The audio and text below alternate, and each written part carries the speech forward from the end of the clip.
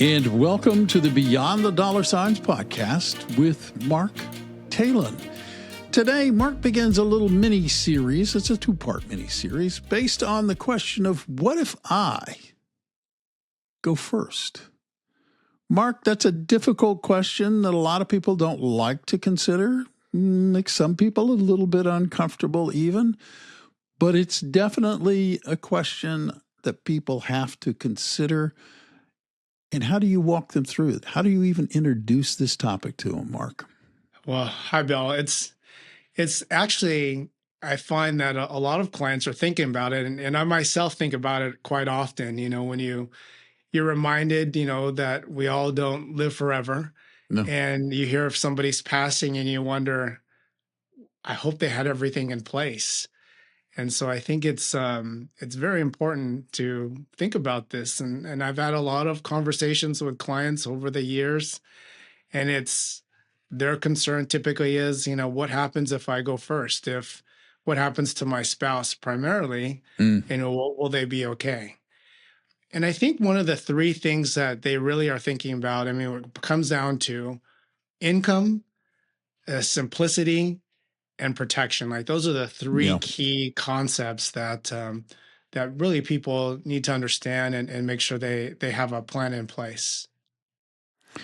Yeah, I think that's nice that you break it down into three simple components. So, because I think it makes it more manageable, most of all, and they're sensible questions, so it's easier to talk about, as it were. Right. So where do we start?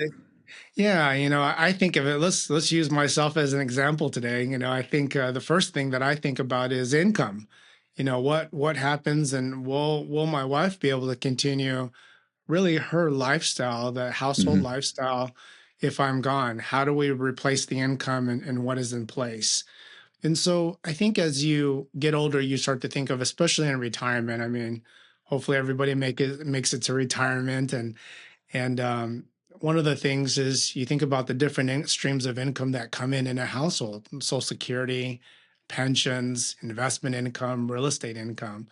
And oftentimes, as we've talked about in past episodes, is you will lose income when you will definitely lose one of the Social Securities when one of you passes, and as well as maybe some of the other investments like a pension. If you were fortunate to have a pension and it was only based on your life, maybe that's an income that the household loses. And so I think it's important to understand, will my wife be able to continue, and keep up with the household expenses? Will she have to make a drastic shift?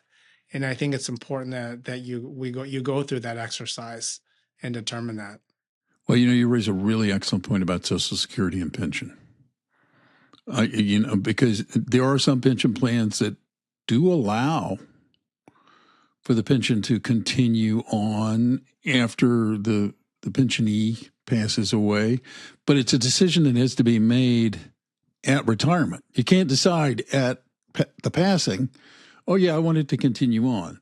You got to make a decision then. That comes with planning, right? And a lot of people are faced with this decision that once it's made, it's irrevocable, it's done.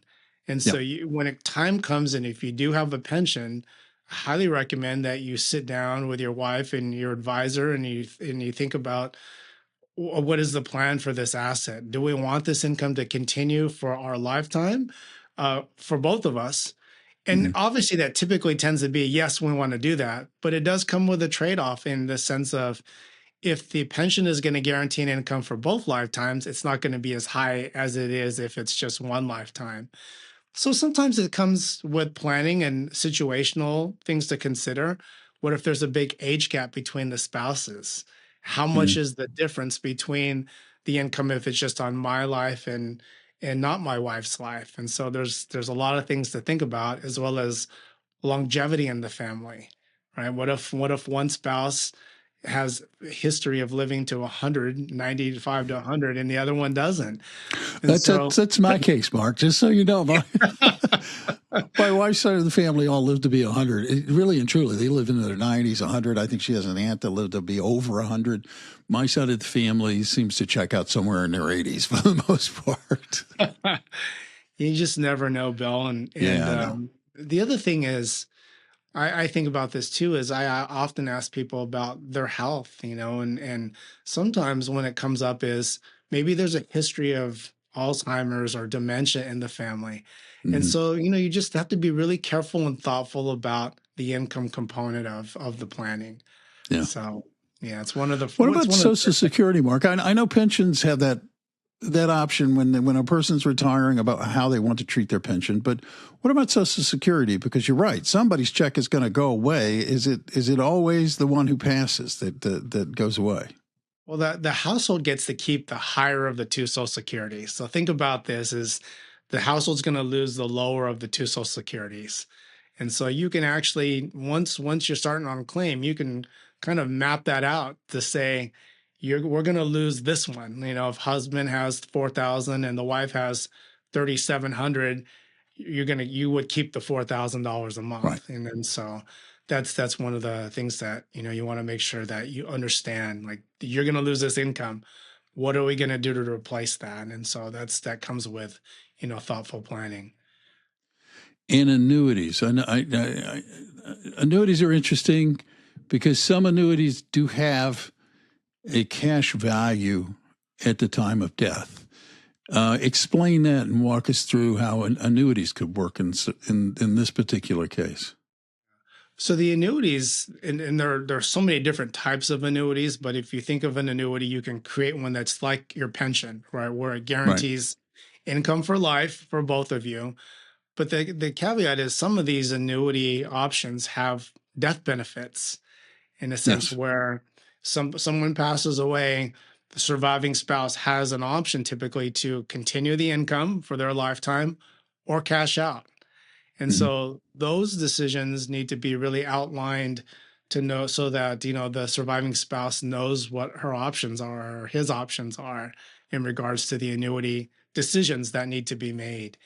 And so I think that it's important to have, really, when we talk about, let's move to the next topic, is simplicity and understanding how to navigate these things as they come, Hmm. right? And that is, look, when you pass away, or and I would say this to my wife, it's, when I pass, here's like a list of things that you need to address right away, or in a short time. And the Right. first thing, you don't want to do anything rash and right away, but if you have a thoughtful plan, it's important to kind of together a list to say, there's going to be an insurance. We have the life insurance in place. You're going to need a death certificate and a claim form. What are you going to do with those proceeds? And I would go, because I'm a financial advisor, I would go and say, you would invest it this way to replace Yeah. the income. Or if we've got a mortgage left still, you pay the mortgage off. Think of it from a cash flow standpoint. It's like, I'm going to pay off these bills. I'm going to generate income from the rest of it. And this is my suggestion of how, what the plan should be like. So simplicity in the sense of making sure that they understand, let me back up a minute. Oftentimes, and I see this very common, one person in the family is the CFO. So they're the Yeah. ones that are handling most of the day-to-day expenses. So if the spouse is not the CFO, they need to have a list of how to continue, like how everything's on bill pay.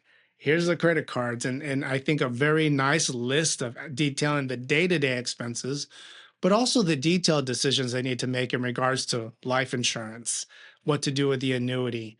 What about the retirement accounts that are in my name? How do those pass to my wife? And Hmm. does she have to do anything? And so I think it's important that in this process that you kind of try to make it as simple as possible. So the water bill doesn't get turned off, the Yeah. garbage, No, the that's day-to-day, right. you don't think about the day-to-day things. No. Some things need to be transferred. There's some administration at the bank. They need to know that that the spouse has passed, and some things need to change. So, and I think that a call to action for many people is that if you don't have these things in place, one of the first things that you should do is think about, okay, here's the trust, here's the list of things that to expect in my demise, and also who are the three people that who are two or three people that you should contact immediately to Hmm. help assist you with this process. Well, hopefully a financial advisor would be at the top of that list, or at least on that list. Yeah, I hope so. I mean, I think a financial advisor is right on the list. And usually there's probably somebody in the family or friend that would be the go-to, right? That, Yeah. maybe it's an adult child that's already kind of built into the trust as a successor. Maybe it's time to bring that adult child with you and start to engage those conversations. But a financial advisor, an attorney, maybe a CPA at some point, but usually it's the advisor, the CPA, and then a trusted family member is what I typically see. Do you recommend, I mean, it sounds clearly like you do, but do you recommend putting all of this together, for lack of a better way to put it, in some kind of like household financial folder or file so that everything's written down and clear? I've had this conversations with different clients over the years, and for remember when we had the thumb drives? I don't see a lot of thumb drives Yeah, no, I anymore. don't see a lot of thumb drives anymore. I But have I'd one have, hanging around here somewhere. but I would have clients start to build thumb drives and say, I got this thumb drive, and I'm going to put all the data here. And then now we've got things online like Dropbox, and we've got digital Yeah. files that are secure. And then, of course, there's always paper and binders, right? There's a paper, you can create a folder or a binder. And some of my clients used to come in and bring that binder with them, and we would do updates. And like, where's the binder? It's the trust binder. And then and behind all the trust documentation was kind of the list of the different items. And I think that whatever you use, it's great to have something, and in these days also, Pat, what about computers and passwords? I think about this too. I know. Everything's connected to the computer, and I've got passwords and different passwords saved. But how would somebody get into my computer and kind of see everything? And things change quickly. Cards Isn't it expire. funny? You just don't think about that until you say it. And you said that, and I had a mild panic. I'm thinking, holy man, you know what? I don't know my wife's passwords. She just doesn't know my passwords. Wow. Face recognition and fingerprint recognition nowadays, right? Yeah. Yeah. So, yeah, those are things to think about. It. And in the modern age, the different types of options have changed. So we've got simplicity, got income. Right. You mentioned 3 steps. What is that third step? Just protection, right? Having the plan in place so that way there's not any conflict and everything's laid out. And what I mean by that is, a lot of times it's when a spouse passes, it's a very an emotional time, and there's a lot of people that will want to help and advise you. But I think if you've got if you've had the communication with your spouse, and you've had the time to talk about, here are the things and what's in place, I think it makes for a smoother transition, and it protects your spouse from making mistakes, right? Like, look, it's everything's laid out. We're on the same page. Everybody's we've got the people that we're going to contact. Here's what we're going to do about the bills, and here's the action items of things that we need to do. So it's just the third thing is making sure that the transition is smooth, and that your spouse is protected from, making mistakes and getting overwhelmed. Yeah. Yeah, no, that's good. That is the end of this first part of the mini series. The second part of this mini series is about what, Mark? Second part's going to be really about same concept, but the emotional chaos, right? Some of the things that that I've seen in my years of being in the business, that how spouses can get overwhelmed and what kind of support they need to do and what are the first steps. And so, the next podcast I'm going to share some real life stories of how to navigate both the emotional and financial piece and to avoid the chaos. going forward. Yeah, no, that's going to be a must listen, because you touched on it a little bit earlier. There are decisions that have to be made. They don't have to be made immediately, but they do have to be made. And as anybody who's ever gone through a loss, a personal loss, knows, it's confusing, it's disorienting, and it's a difficult time to kind of navigate through all the things that you have to navigate with. So, listener, you want to be here for part 2. Best way to do that, or best way to ensure that you do that if you're not a subscriber, is hit the follow button, because by becoming a subscriber, you're notified when Mark drops the next episode, and you will be able to listen to the second part of this mini-series on What If I Go First.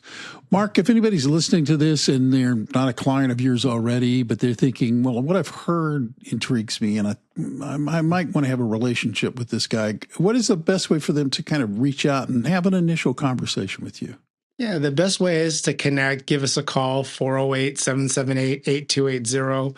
Or, look in the show notes. That's our contact information, our website, and you can schedule a brief consultation through Zoom with us. We'd love to talk to you. Yeah, very good. Please do that, folks. I would encourage you, if you don't know Mark and you're thinking about it, to reach out to him, as a matter of fact. He is exactly as he appears in the podcast, so do that. The other thing I would ask is, if you like the podcast, tell people about it, please.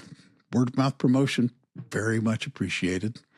So until next time, I'm Bill Tucker on behalf of Mark and everybody at 360 Advisors. Thank you for taking the time to listen, and we'll catch you next time. Thank you for listening to Beyond the Dollar Signs Financial Clarity. Click the follow button to be notified when new episodes become available.